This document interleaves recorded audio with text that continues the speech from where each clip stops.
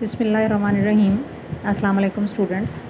Administration की बात कर रहे हैं हम लोग और एडमिनिस्ट्रेशन के हवाले से काफ़ी सारे जो टॉपिक्स हैं उनके ऊपर हम लोग बात कर चुके हैं और मेरा ख़्याल है कि काफ़ी हद तक हमने एडमिनिस्ट्रेशन के मौजू को समझ भी लिया है कि ये क्या सूरत हाल होती है इसकी और ये क्या चीज़ है। आज जो है वो हमारा इस चैप्टर का आखिरी टॉपिक है और इसमें हम देखेंगे कि एडमिनिस्ट्रेशन की जो तीसरी किस्म है अदम मदाखलत एडमिनिस्ट्रेशन, ये क्या होती है, इसकी खसूसियात क्या होती हैं, इसके पॉजिटिव जो एस्पेक्ट्स हैं वो कौन से हैं और नेगेटिव एस्पेक्ट्स कौन से हैं, और साथ ही ये कि इसको लेज़र फेयर एडमिनिस्ट्रेशन भी कहा जाता है। सो फर्स्ट ऑफ़ ऑल हम थोड़ा सा, जैसा कि नाम से ज़ाहिर है कि ये अदम मदाखलती है, यानी बिल्कुल ही किसी चीज़ में कोई इंटरेस्ट ना लेना, किसी चीज़ में कोई मदाखलत ना करना और जो जैसे हो रहा है वैसे ही होने देना, ये सब चीज़ें इस एडमिनिस्ट्रेशन का ख़ासा हैं। तो हम देख लेते हैं कि ये क्या है और इसकी खसूसियात क्या हैं। अच्छा जी, अब उसमें वो ये कहता है कि ये एक ऐसी अप्रोच है जिसकी ज़िम्मेदारियों को इख्तियारात के तौर पर ट्रीट किया जाता है। सरबराही इदारा ज़िम्मेदारियों की तफवीज़ कारी के बाद बेजा मदाखलत नहीं करता। मातहत इंतज़ामिया को ज़िम्मेदारियों की अदायगी के हवाले से इंतखाब और अमल की आज़ादी दी जाती है। और ये मतलब इसमें ये है कि होता तो सरबराही इदारा ही है, मौजूद है वो, लेकिन क्या करता है वो, जब ड्यूटीज़ दे देता है तो फिर वो कोई खैर ख़बर नहीं लेता, उसे कुछ पता नहीं होता कि क्या काम हो रहा है क्या नहीं हो रहा। ड्यूटीज़ में अगर कोई थोड़ी अदल बदल भी करनी है या कोई एक बंदा एक काम नहीं कर रहा दूसरा कर रहा है तो उसमें भी कोई जो है वो रुकावट नहीं डाली जाती। अब इसमें फ़र्स्ट ऑफ़ ऑल जो है इसकी जो खसूसियत है वो है टीम मेंबर्स को बग़ैर मदाखलत के काम करने की इजाज़त दी जाती है। ठीक है जी, यानी जो काम किसी भी मेंबर के ज़िम्मे लगा दिया है उसमें फिर मदाखलत नहीं करनी, बार बार उसको टोकना नहीं है, बल्कि आज़ादाना फ़ैसले और अमल का जो मौका है वो उसको फ़राहम करना है कि अपनी मर्ज़ी से वो फ़ैसला करे, अपनी मर्ज़ी से अमल करे, जो भी वो करना चाहता है वो करे उन ज़िम्मेदारियों के हवाले से जो कि उसको दे दी गई हैं। ठीक है जी, इसके अलावा अफराद को मुकम्मल इख्तियारात दिए जाते हैं कि जो ड्यूटी उसको दी गई है उसमें वो ऑल इन ऑल है, जो भी वो करना चाहे। यही इख्तियारात इन्हें अपने अमाल के लिए जवाबदेह बनाते हैं, यानी जब वो अपने इख्तियारात को इस्तेमाल करेंगे और कुछ खुदा न खास्ता कुछ गलत हो जाएगा तो फिर वो आंसरेबल होंगे, अगर वो अच्छा काम कर जाएंगे तो भी यानी वो खुद ही उसके रिस्पॉन्सिबल होंगे। अदम मदाखलत इस तालीमी एडमिनिस्ट्रेशन अप्रोच की रूह है। इस अप्रोच का हर ज़ैली नज़रिया अदम मदाखलत पर बेस करता है, यानी अदम मदाखलत मेन एक चीज़ है, मेन एलिमेंट है, और फिर बाकी की जो ब्रांचेस हैं वो उसमें से निकलती हैं, चाहे वो ज़िम्मेदारियों में अदम मदाखलत है, चाहे वो इख्तियारात में अदम मदाखलत है, या फिर जवाबदही में अदम मदाखलत है। यानी हर स्टेप के ऊपर, हर हवाले से जो है वो इदारे का जो हेड है उसकी कोई मदाखलत नहीं है। कुछ गलत काम हो रहा है तो उसके लिए भी वो बंदा जिसको वो ड्यूटी दी गई थी वो जवाबदेह है,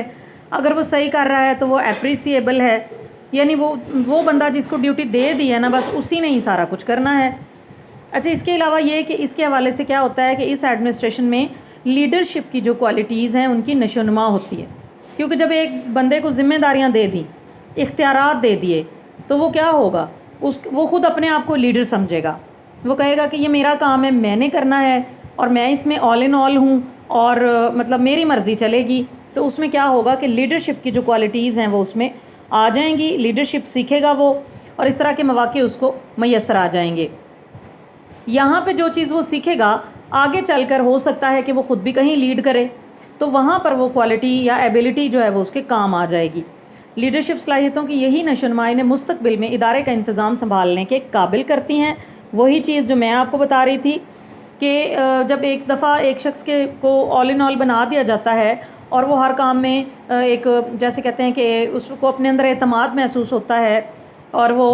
हौसला करता है और वो फ़ैसला करता है, तो यही चीज़ आगे चलकर उसको एक कामयाब एडमिनिस्ट्रेटर बनाती है। अगली बात वही आ गई है हौसले की, एतमाद की, कि इस एडमिनिस्ट्रेशन में मातहतों के अंदर जो है वो एतमाद का बहुत ज़्यादा इजाफ़ा हो जाता है। अब क्या है کہ اس ایڈمنسٹریشن میں کیا کیا جاتا ہے، ماتحتوں کو انتظامی امور میں براہ راست ذمہ داری دی جاتی ہے، یعنی ڈائریکٹ ان کو ذمہ دار بنا دیا جاتا ہے کہ یہ آپ کا کام ہے، آپ نے کرنا ہے، آپ جانیں جیسے مرضی کریں، جیسے کسی سے کروائیں، واٹ ایور یو وانٹ۔ اچھا، ذمہ داری کا یہ احساس ان کے اعتماد کا جو لیول ہے اس میں اضافہ کر دیتا ہے۔ وہ اپنے آپ کو انتظامی عمل کا حصہ سمجھتے ہیں، کہ یعنی وہ کہتے ہیں کہ میرے اوپر یہ کام ڈالا گیا ہے تو اب میں نے اس کو بہت اچھے طریقے سے کرنا ہے۔ انتظامی شیئرنگ کا یہ احساس ان میں اسکول کے لیے خدمات سر انجام دینے کا جذبہ پیدا کرتا ہے۔ ٹھیک ہے جی۔ اس کے علاوہ یہ کیونکہ ویسے یہ دونوں طرح سے ہوتا ہے، میں اگر تھوڑا سا پرسنلی آپ کو بتاؤں تو یہ دونوں چیزیں ہیں۔ مطلب کبھی کبھی کسی کے ذمے کچھ کام لگا دیا جائے تو وہ اس کو پازیٹیو سائڈ پہ بھی لے جاتا ہے، اور وہ کہتا ہے کہ میں نے بس یہ اب اپنا دی بیسٹ دینا ہے، اپنا کر کے دکھانا ہے اور جیسے بھی ہوگا۔ لیکن کچھ لوگ جو ہیں جب ان کے ساتھ کوئی مداخلت نہیں کی جاتی، ان کے اوپر جیسے کہتے ہیں نا چیک نہیں رکھا جاتا، تو وہ اس چیز کو نیگیٹو وے میں بھی لے جاتے ہیں، تھوڑا سا نیگیٹو سائڈ پہ لے جاتے ہیں، وہ مزید اپنی ذمہ داریوں کی طرف سے لاپرواہ بھی ہو سکتے ہیں۔ یہ دونوں طرح کے چانسز ہیں، یہ ڈیپینڈ کرتا ہے۔ لیکن موسٹلی ویسے یہ دیکھا گیا ہے کہ اگر ایک بندے کے اوپر اعتماد کر کے اس کو کام سونپ دیا جائے، اس کو یہ اعتماد دیا جائے کہ یہ اب آپ کے ذمے ہیں، یہ آپ نے کرنا ہے، تو وہ ہو جاتا ہے اور بہت اچھا ہو جاتا ہے۔ اچھا، اس کے علاوہ یہ کہ اس سے کیا ہوتا ہے کہ سربراہ ادارہ کا انتظامی بوجھ کم ہو جاتا ہے۔ یہ پہلے بھی ہم نے جمہوریت والے میں بھی دیکھا تھا کہ وہ سینٹرلائزیشن نہیں رہتی، جو اختیارات ہوتے ہیں ان کی مرکزیت نہیں رہتی، ماتحتوں میں کیونکہ ڈیوٹیاں لگا دی جاتی ہیں، تو اس طرح کیا ہوتا ہے کہ سربراہ ادارہ کا انتظامی ورک لوڈ کم ہو جاتا ہے، اسے اور کام نمٹانے کے لیے وقت مل جاتا ہے، اور اس کی وجہ سے کیا ہوتا ہے کہ ایڈمنسٹریٹر کی شخصیت میں